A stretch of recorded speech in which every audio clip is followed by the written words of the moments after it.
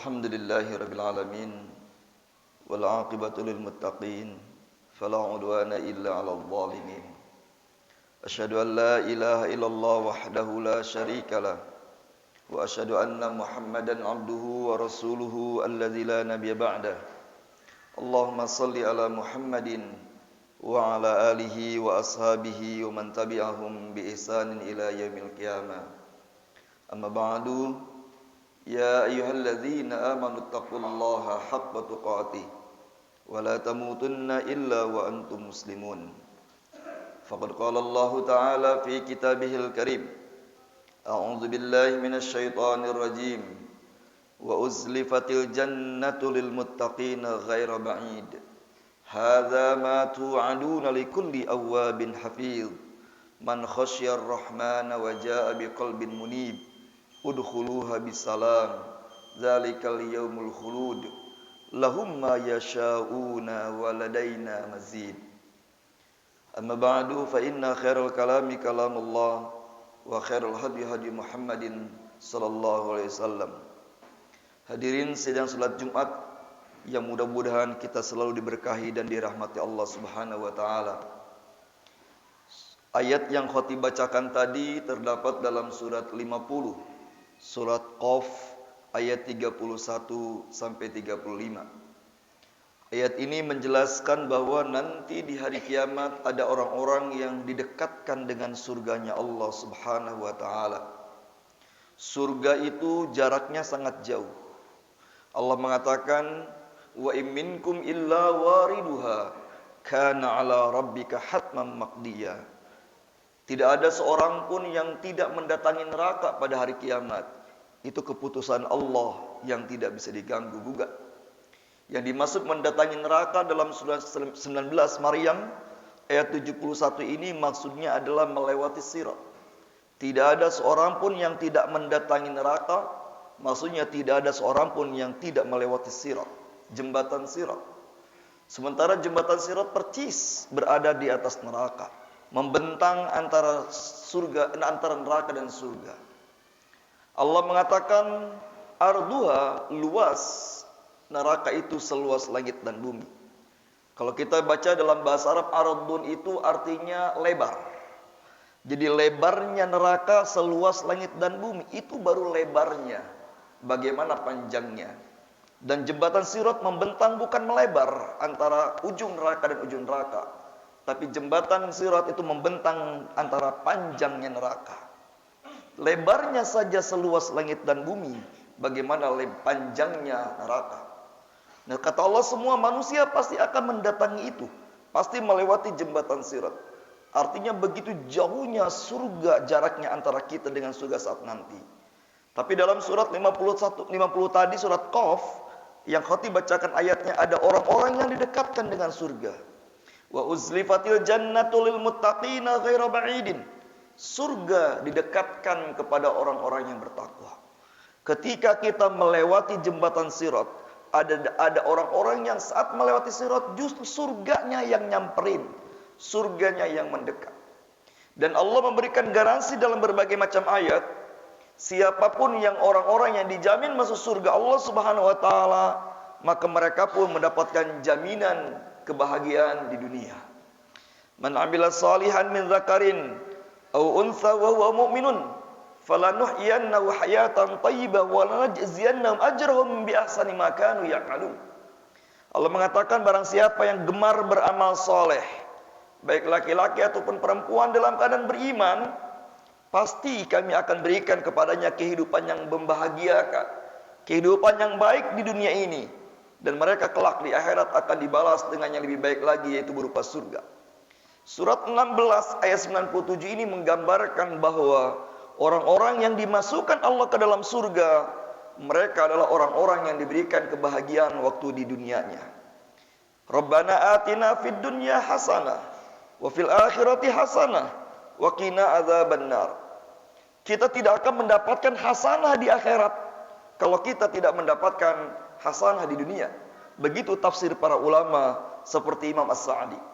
Hasanah artinya kebaikan yang membawa kita kebahagiaan lahir dan batin. Kita tidak akan mendapatkan kebaikan di akhirat yang membahagiakan kita lahir dan batin secara sempurna, kecuali kita mendapatkan kebahagiaan lahir batin di dunia juga. Tidak mungkin kita mendapatkan hasanah di akhirat kalau tidak mendapatkan hasanah di dunia. Makanya para ulama, misalkan Imam Ad-Daqiq mengatakan, kalau kita ingin bahagia di dunia ini, maka kejarlah kebahagiaan akhirat. Surat Qaf yang khotib bacakan tadi, ada orang yang bukan saja dimasukkan ke dalam surga, tapi surganya mendekat kepadanya. Artinya bahasa kita, surganya sudah merindukan orang tersebut, ingin dimasuki orang-orang tersebut. Allah katakan, wa uzlifatil jannatu lil muttaqina ghaira ba'idin. Surga didekatkan kepada orang-orang yang bertakwa, tidak jauh.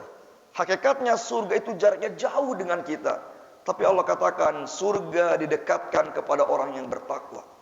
Orang bertakwa yang seperti apa yang akan didatangi oleh surga nanti di hari kiamat? Allah katakan, hadza ma tu'aduna likulli awwabin hafizin man khasyar rahmana bil ghaib wa jaa biqalbin munibin. Jamaah rahimakumullah, kalau kita ingin menjadi orang yang dirindukan surga, sehingga saat kita melewati sirat, bukan kita saja yang mendekat surga, tapi surga yang mendekat kepada kita. Allah katakan syaratnya ada 3. Yang pertama adalah menjadi pribadi yang awwabun. Dalam bahasa Al-Quran, menjadi pribadi yang awwabin. Awwabun artinya orang-orang yang tak pernah berhenti bertobat kepada Allah Subhanahu wa taala. Merasa berbuat dosa ataupun tidak berbuat dosa, dia tidak pernah berhenti bertobat kepada Allah Subhanahu wa taala. Imam Hasan Al-Basri mengatakan bahwa di antara ciri tobat seseorang diterima oleh Allah Subhanahu wa taala, ciri tobat seseorang diterima oleh Allah Subhanahu wa taala, salah satu cirinya adalah dia tidak pernah berhenti bertobat kepada Allah Subhanahu wa taala. Rasulullah SAW adalah orang yang pertama masuk surga. Bahkan pintu surga tidak akan pernah terbuka kecuali oleh Rasulullah SAW. Rasul jelas orang yang pertama masuk surga. Tapi bagaimana statement Nabi mengatakan, aku bertobat kepada Allah dalam sehari tidak pernah kurang dari 70 kali bertobat. Aku beristighfar kepada Allah tidak pernah kurang 100 kali beristighfar. Ini Rasulullah yang sudah pasti dijamin surga oleh Allah, maka Nabi tidak pernah berhenti bertobat dalam sehari tidak pernah kurang 70 kali. Kita yang belum dapat jaminan surga, kita yang masih bergelimangan dengan dosa, maka kita lebih sepantasnya harus menjadi orang yang awwabin, menjadi orang-orang yang tak pernah berhenti bertobat kepada Allah Subhanahu wa taala. Tobat yang benar adalah yang memenuhi rukunnya, yaitu menyesali terhadap dosa yang dikerjakan dan berjuang sekeras mungkin berjanji untuk tidak mengulangi. Ketika kesalahan harusnya selalu ada dalam hati kita sampai kita meninggal dunia, dan kita komitmen berjuang menjaga diri kita untuk tidak lagi mengulangi dosa. Itulah tobat yang sebenarnya. Oleh sebab itu jamaahkumullah, yang pertama orang-orang yang akan didekatkan kepada surga adalah yang memiliki kepribadian awwabin, yaitu yang tidak pernah berhenti bertobat kepada Allah Subhanahu wa taala. Yang kedua Allah katakan orang-orang yang didekatkan dengan surga adalah yang hafizin. Hadza ma tu'aduna likulli awwabin hafizin. Yang kedua adalah hafiz. Hafiz itu artinya orang yang senantiasa menjaga aturan Allah Subhanahu wa taala. Orang-orang yang senantiasa menjaga aturan Allah Subhanahu wa taala itu terlihat dari sikapnya, yaitu sikap yang selalu berlaku adil. Sekali lagi, orang-orang yang senantiasa menjaga aturan Allah, maka akan nampak dalam kesehariannya dia akan selalu bertindak adil. Ibnu Qayyim rahimahullah dalam kitabnya Al-Wabilus Sayyib mengatakan bahwa adil itu ada 2. Yang pertama adil kepada Allah, dan yang kedua adil kepada sesama makhluk. Jadi orang-orang yang hafiz adalah mereka yang berlaku adil kepada Allah dan juga berlaku adil kepada sesama makhluk. Adil kepada Allah maksudnya adalah menggunakan setiap nikmat yang Allah berikan kepada kita untuk sesuatu perkara yang diridhai Allah.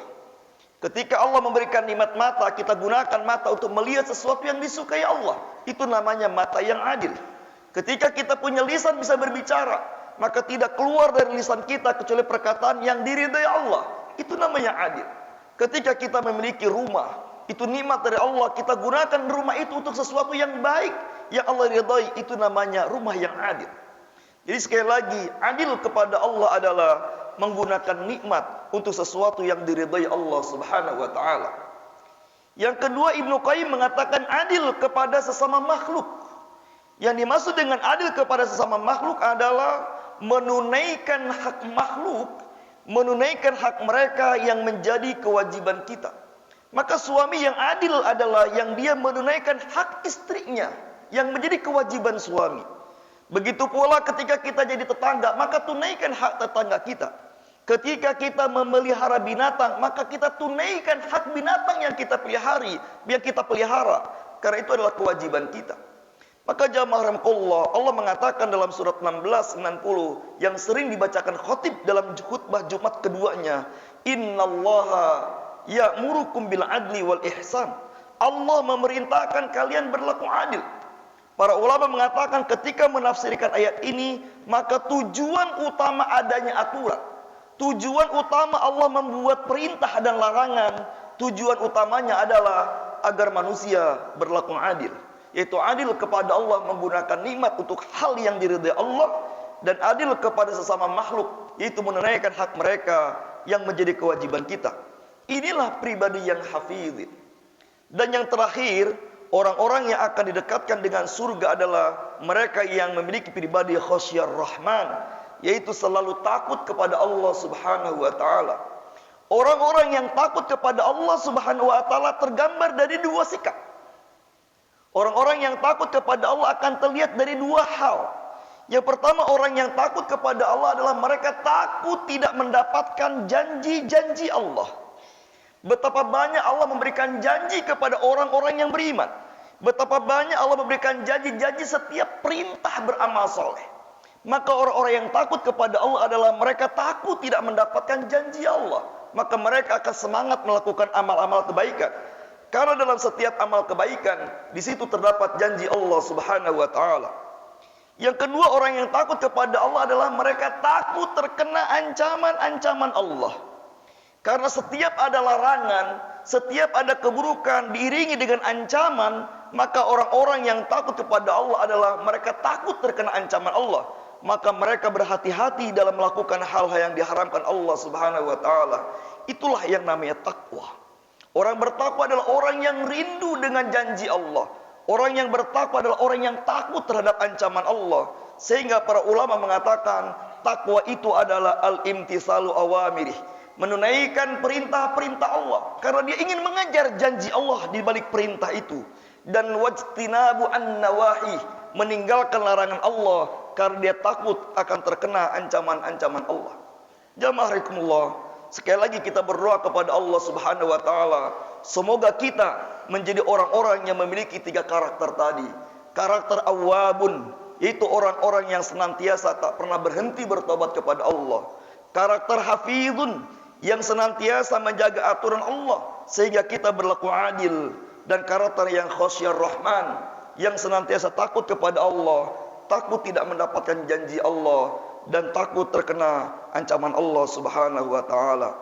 Barakallahu li wa lakum fil Qur'anil azim, wa nafa'ni wa iyyakum bima fihi minal ayati wa dzikril hakim, wa taqabbalallahu minni wa minkum tilawatahu, innahu huwal ghafurur rahim.